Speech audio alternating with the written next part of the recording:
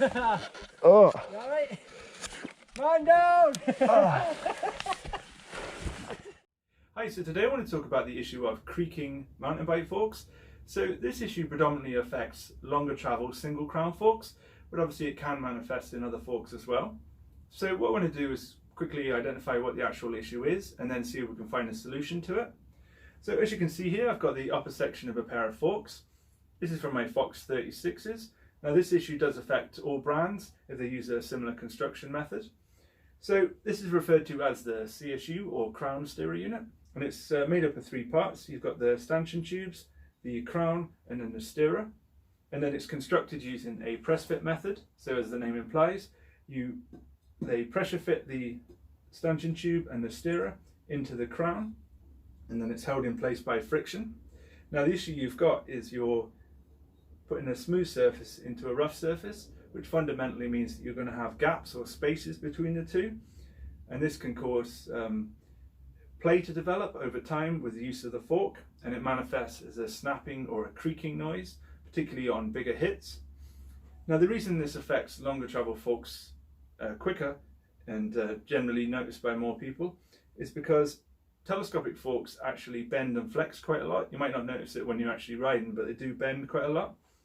And obviously with a longer fork, you've got more stanchion exposed, which means that you can get more leverage on it, which means that the interface between the stanchion and the crown is put under more pressure, which means that the play develops quicker. They could alleviate this by using a retaining compound such as a Locktite, but for some reason Fox and RockShox don't seem to be doing that. So this issue manifests pretty quickly. Now if you're changing your bike every year, you're probably not going to notice this, but I tend to like to use my bike for a bit, and this issue tends to develop just after about a year of use, or if you're riding it really hard just before. Now if your forks are under warranty, you can send it back to Fox or RockShox or whoever your manufacturer is, and they'll replace the CSU unit. But that fundamentally doesn't resolve the issue because it's just going to come back. So let's see if we can try and fix it.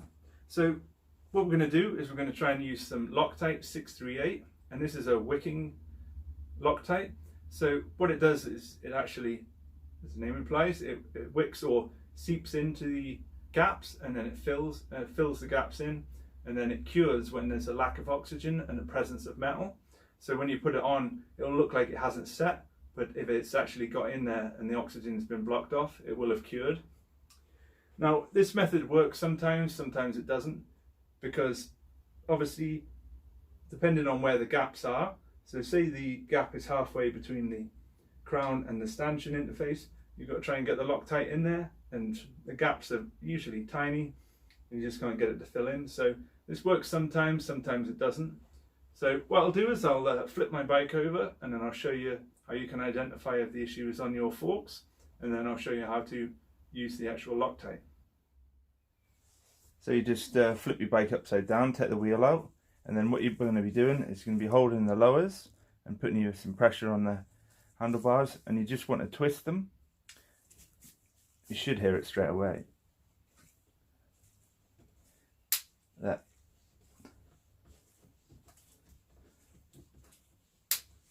Before you put the Locktite on, you need to make sure that this section and this section are clean before you apply it. So I'm just going to use some Maxima suspension clean.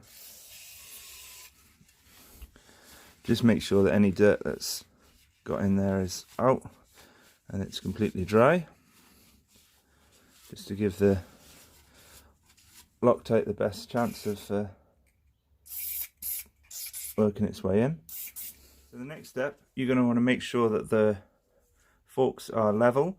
So what I've done is I've just put them on a tub just to bring the forks up slightly. I've just got the bike upside down because we're going to leave this overnight. And then just get your Locktite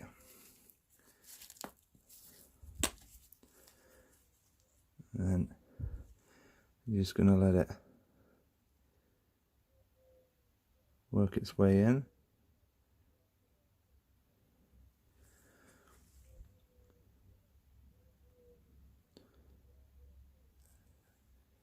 Try and give this the best chance it can, so overnight just to let it creep in. This won't dry, as I said before, unless there's a lack of oxygen, so hopefully it'll work its way around.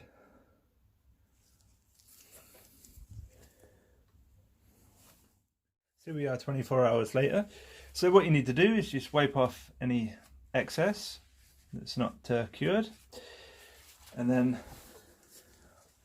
just check them out to see if the issue has gone away. So just bend these. Seems to have got away with it on these ones. Another thing you can try is when you're actually putting the Locktite on, is hold it in place and then rotate or bend the forks backwards and forwards just to try and help it actually seep in. You can also try it at another time if it hasn't worked the first time, but it seems to have worked on these. How long it lasts varies on fork to fork, but as I say, it's just one way that you can try and quieten the forks down a bit. So that was a look at the issue with creaking mountain bike forks. So if you've had any experience with this, or you've got any suggestions, I'd love to hear them. So please feel free to leave a comment below, and thanks for watching.